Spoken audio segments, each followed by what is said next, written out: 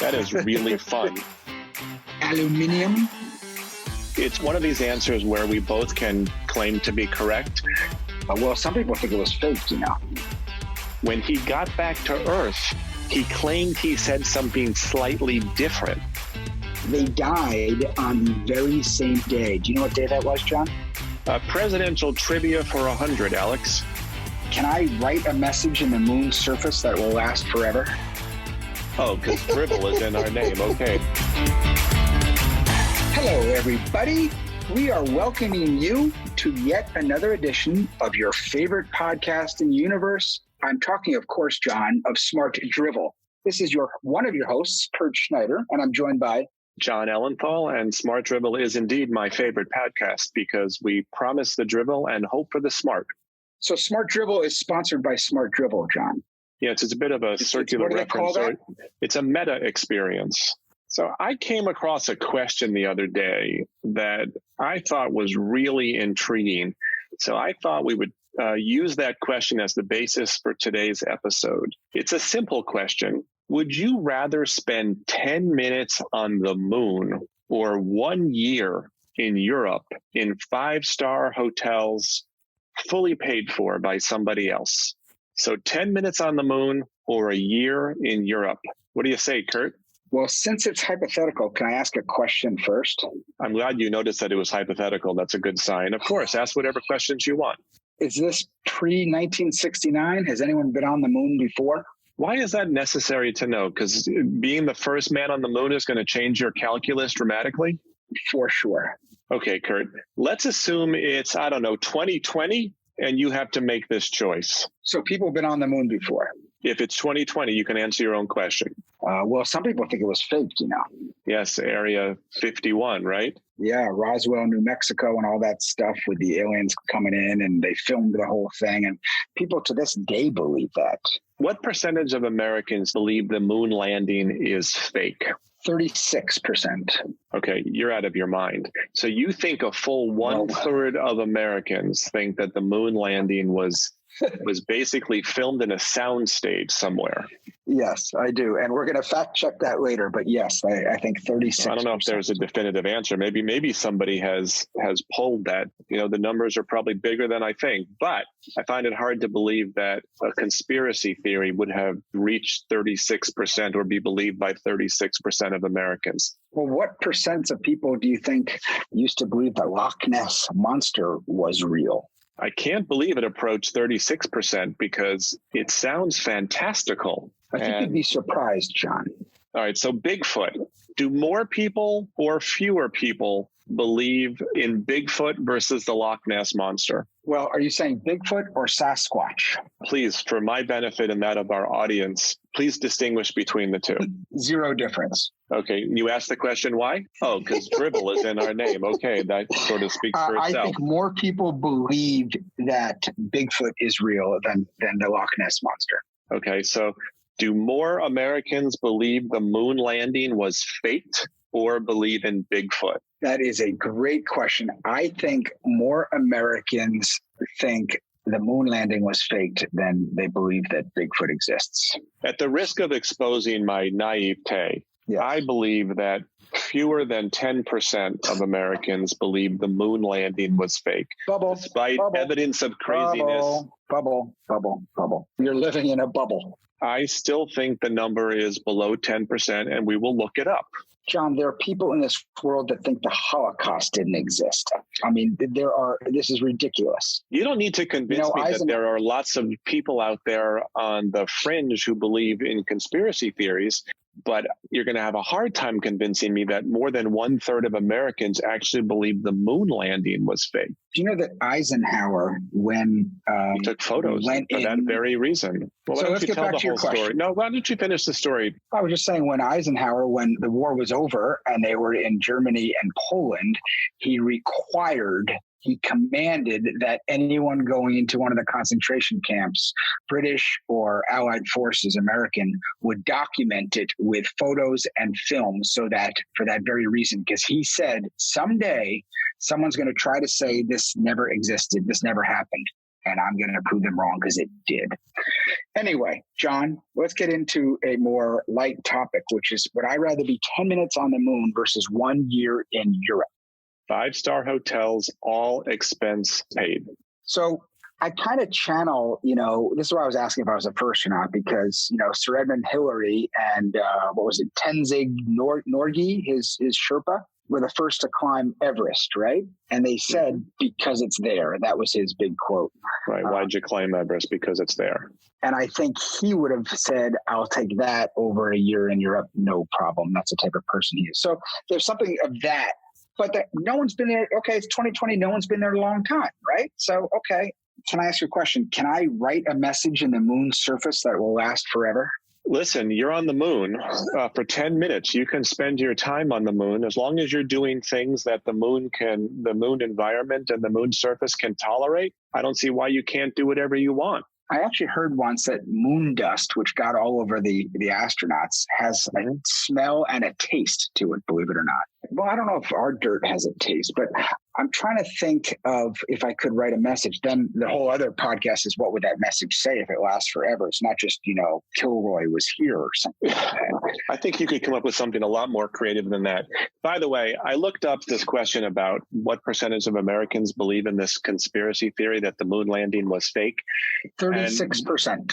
No, not 36%, but it's one of these answers where we both can claim to be correct. A current poll shows that as many as 6% of Americans believe the Apollo 11 astronauts never landed on the moon. So that supports my point of view, obviously. However, in July of 1970, a year after the moon landing, a poll found that 30% of Americans declared Apollo 11 to be fake. And that number remained relatively high throughout the 70s. Part of the issue is that Vietnam was happening and belief in the federal government was not running sky high. Yeah. So it was very high. It has come down to about 6% of Americans. So did you choose the moon, Kurt, or are you still asking hypothetical questions about our hypothetical? They do use, for all these business case studies, JFK coming in and as the best vision ever, we're going to put a man on the moon in 10 years. We had no idea what to do. And he said that, and they say for business, that's what you want. You want to put your vision out there and then you go get it, which is interesting. Anyway, but one more question, hypothetical. Have I been to Europe before? Kurt, let me ask you a question. Have you been to Europe before? Yes. I'm asking you this hypothetical question in 10 minutes 2020. on the moon, Jon. 10 minutes on the moon for $50, please win. And I exhale with great relief, as do our listeners. You know why? Because you answered the question. So you would choose 10 minutes on the moon. Can you tell us why? Yes, because it would be unlike any experience I've had before. It is accessing, feeling, and having the palpable emotion of something I've never done before would be spectacular. And that 10 minutes would be equal to and surpass 365 days in Europe. All right. So you're arguing that 10 minutes on the moon, because it would be a brand new experience. Unlike anything even close, it would be, yes, it's not even within the realm. It's not even within the atmosphere, Jon. It would be a giant leap for your kind. Yes, it would be. And a small step for me too. Yes, it would actually be a big step for you. So there's a challenge with this question on a 2-person podcast if we have the same answer. Okay. Because we won't have tension. So we're going to have to focus our attention on our reasons for choosing the same side. So I choose the moon. And something that you may not know about me is that I have always been super fascinated by the moon landing from the time that Kennedy gave his famous speech at Rice University in 1962 that you just referenced. You weren't born yet. I know, but I'm allowed to go back and look at history before I was born. This is for a man who declared he'd like to live in the 1220s. Now, Jon, yes, there's one potential problem I'm worried about. Because you didn't want to hear about the Rice University speech? No, I do want to hear all about that, but I was just going to say you're vegan and the moon is made of cheese, as 36% of Americans believe it to be. And so I'm afraid that you wouldn't have anything to eat there. Kurt, I'm going to be on the moon for 10 minutes. I think I can get by without having a snack. Okay. So tell me about Rice University. All right. So you mentioned this, that the leader of an organization, or in this case, the president, the leader of the country, sets out a vision that ultimately becomes a unifying, rallying cry for everybody in the organization, or in this case, the country. And I've listened to Kennedy's speech that he gave from Rice University when he basically, talked about space being the next frontier for man, and basically said, listen, we're going to put a man on the moon in this decade and do other things and bring him back or bring them back. And it's a brilliant speech. I bet you we both enjoy listening to speeches. And if you remember what was happening in the country back in 1962, we were very afraid, and Kennedy in particular was afraid that we were losing the space race to the Russians. The Russians had already put a cosmonaut into space. Yuri Gagarin was the first man in space. A few years earlier, we had the Bay of Pigs disaster. And the notion of losing space superiority, a lot of people felt would be a real damage to the prestige that most Americans felt about the country, or many Americans and a lot of other people around the world felt toward Americans. So he needed a moon mission as a rallying cry for the country. So he said, let's put a man on the moon by the end of the decade. But we had no idea how to put a man on the moon by the end of the decade. We literally had to invent our way to the moon. And obviously we were successful, although sadly JFK didn't live long enough to see it. I think they said, and you'll know this because this is the type of thing you'd know, the people that were figuring out the engineering to get us to the moon were doing it on calculators and slide rules. And the slide ruler was used to get the people on the moon in the first place, which to me boggles my mind, right? We now have better, well, you said it the other day, we have more computer power on our wrists now than they had when they put the man on the moon and they got him there and back. It is, now that isn't the reason why we would go, but that's just background. Was it Manifest? Did we call it Manifest Destiny? Did he go that route? I don't think he did. Yeah. What was that movie that came out a couple of years ago about all of the people in this particular case, women who were right stuff computers? Yes. No, who were computers. Yes. And they were doing the math you're talking about. And it was a great movie because I had no idea about that aspect of the story, but I thought that was awesome. I don't remember the name of the movie, but one of our, hopefully someone listening can post that on Twitter or on our Instagram account. So there's something else about that speech I want to ask you about, because if you've listened to it, you've heard the president say, we'll put a man on the moon in this decade. And I've never heard before and since that particular pronunciation of decade. And I think JFK had a habit of stretching his A's. So he said decade, but I've never heard, have you ever heard anyone pronounce decade as decade? Probably like someone in 19th century Britain did, or Ernest Shackleton or something on his way to the South Pole. Oh, that would be a cool one. But no, I've not heard that before. Yeah. Have you listened to the speech? Years ago. Yeah, that's always stuck with me. And, decade my first thought, stuck with you. It did, because it's such an unusual, when you hear something that you haven't heard before, and it kind of stands out. Aluminium. I love when people say aluminium. That's a great one. That fantastic. That is borderline tittillating. That is really fun. So, by the way, you say decade. I start thinking about Reuben Kincaid, the manager of the Partridge Family, which we've referenced in podcasts. Yes, who's now made his second appearance on. Yes. You should have a Reuben Kincaid party. Everyone can come dressed as Reuben Kincaid or Shirley Jones or any one of the Partridge Family. So back to this decade thing. I originally thought maybe that's a Boston thing, but I've met enough people from Boston to know that's not a Boston thing. And I guess the president or the Kennedys have a bit of a reputation for having their own accent. And in JFK's case, he actually grew up in London and New York and Florida. So it's really not a Boston thing, but it's weird. He also said something else weird in that speech. And he said, we choose to go to the moon and do other things, not because they're easy, but because they're hard. I don't have no idea what and do the other things as a reference to. Do you? Wipe out organized crime, which is why he was murdered by the mafia. So you think that's what he was alluding to specifically when he said, we choose to go to the moon in this decade and do the other things? And you think this is an oblique reference to stamping out organized crime? It was a nudge, nudge, wink, wink. It was shared with he and Bobby. Okay, fair enough. All right. I'm kidding, of course, but yes. I assumed you were, but I'm glad you clarified it because not everyone knows you as well as I do. Else about the moon mission that I want to talk about. But why don't you tell me why you want to be there versus Europe? So I'm trying to explain that I've always always had this romantic fascination with the moon mission. And I think it's an extraordinary example of human capability and human inventiveness that you can say, hey, in 1962, we're going to the moon, having no ability at that point from an engineering or mathematical standpoint to go to the moon. And then we figured out how to go to the moon. So I'm sort of an innovation and invention junkie. Okay, but so to go that route, I'm sure some bishop in 1020 AD said, I want to build the first Gothic cathedral. And at Le Chartres or whatever, they built one and they'd never had flying buttresses before or anything like that. And that was invention. And that's in Europe and you can go see it. Here's the difference. And I'm sure there are many Notre Dame, many analogous inventions throughout the history of mankind. However, this one is in my lifetime. It feels a bit closer to me than flying buttresses do. And I like old churches and I love architecture as much as anybody.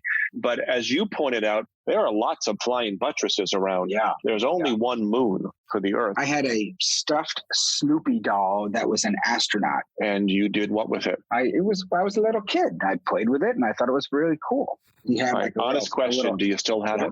No. So the fact that you can see the Earth while not being on the Earth from the moon is pretty trippy, and I'd like to experience that. And every time I've come across anything moon related, I've been immediately fascinated. Neil Armstrong. Who is Neil Armstrong, Kurt? First man to walk on the moon, John. That is correct. He's the one that said the quote that you said before, this is one small step for man, one giant leap for mankind. I am so glad you said that, because my follow-up question, I wanted to start with an easy one to build your confidence of who was the first man on the moon, was what did that man say? Are you aware of the controversy that surrounds that statement? Tell me. So as you pointed out, he said that's one small step for man, one giant leap for mankind. When he got back to Earth, he claimed he said something slightly different. He claimed that he said that's one small step for a man, one giant leap for mankind, which actually makes a lot more sense, because in the original version, worse. One small step for man is really the same thing as one giant leap for mankind. Man and mankind mean the same thing in that statement. So you don't have the playoff of it's a great thing for an individual. It's a fabulous thing for all individuals everywhere. See, I take it the other way. I think if you put in front of it, then you lose the gender non-specific nature of it, and it becomes just man, like a XY chromosome. But when you say one small step for man, that's human, and it's more gender non-specific, and mankind is also the sort of existential thinking of, wow, this is where we're going. So I like it. Who was the second man on the moon, John? Buzz Aldrin. But before we talk about him, do you think man in the first part of that statement and mankind in the second part are different? Yes, completely. In what way? How are man and mankind different? Man is a living, breathing, singular being who is someone who has got tactile abilities to touch and feel and taste. Mankind is the idea of all humanness and people in general. So there are two. So it's a generalization and an elevation of man into this concept of mankind. Yeah. Okay, well, that's a pretty good argument, and I'm glad that I understood it. So he claimed that he had said for a man, and everyone listened to the audio tapes as carefully as you could back then, and there was nothing definitive, but ultimately there needed to be one quote out there, and they decided to go with what he appeared or sounded like he was saying, and that's one small step for man, one giant leap for mankind. And one of the reasons we may like that better is because we grew up thinking that was it. So this controversy came up later in his life, and he's now passed away, so he's the only one that really knows the truth. There was some suggestion and even acknowledgement on his part that he had flubbed the line, that he was supposed to say that's one small step for a man, one giant leap for mankind, because the two parts of the statement, you have small step playing off giant leap, and arguably you have the singular nature of a man against the totality of mankind, all men and all that men will become. So you think about that. I'm sure he was thinking about that. I got to get it right. What if other people throughout time sort of thought about it and blew it with really important things, right? Like Churchill, instead of saying, I will never, ever, ever give up, we'll fight on the beaches, he says, we will give up. We will fight on the beaches because, right? What if that happened? It's a bad time for a malaprop or a mistake. Yeah. Exactly. What if Alexander Graham Bell, instead of saying, Watson, come here, said, Watson, I can't hear. Or Watson, bring me a beer is what I thought he said. Yeah. Watson, you're near. Yes. Or Watson, my dear. Yes. That would be even more interesting. So can you please tell me, as we're winding this episode down, so besides your fascination with the moon, which I think in and of itself is a great reason why, what is something different versus Europe of being on the moon?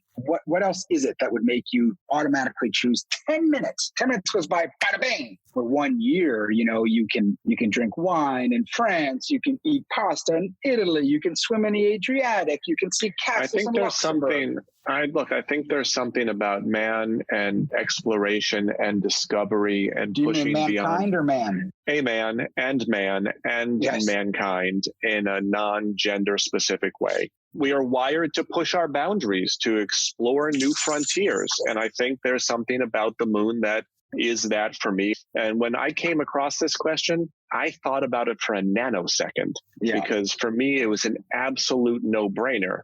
Maybe we should debate things in future podcasts that are a little bit more 51-49, but I just thought this was a no-brainer. I agree. There was a little bit of hubris on my part sneaking in when I was asking if I was the first one or not, because I think we all noticed that, and we don't expect you to be anybody but who you are, Kurt. Well, I mean, Neil Armstrong forever will be the first man on the moon. Sir Edmund Hillary will be forever the first person on top of Everest, right? So that's right. With, of course, Tenzing, yes. You brought up Buzz Aldrin before. Did you want to talk about Buzz? No, just he was the second guy, which, it's kind of interesting. You know that thing they talk about at the Olympics, that if you win the gold medal, you're the happiest person in the world. If you win the bronze medal, you're extremely happy because you're ahead of everyone else. If you're the silver medal, you're pissed off because you were that close. I wonder if Buzz always felt that, If he did, he probably said so because he had a reputation. He's still alive, actually, right? I believe so. Yes, I think so too. He has a reputation. I think he recently passed. Well, you know what? We'll fact check that. Yeah. So he has or had, we'll know soon, a reputation for speaking his mind in rather blunt terms. So I don't know if he's the kind of guy that would have held back. I'm happy to report that Buzz Aldrin is still alive. But yeah, I think you have to feel like, oh, this is awesome, but so close to being remembered throughout history. I think that's hard.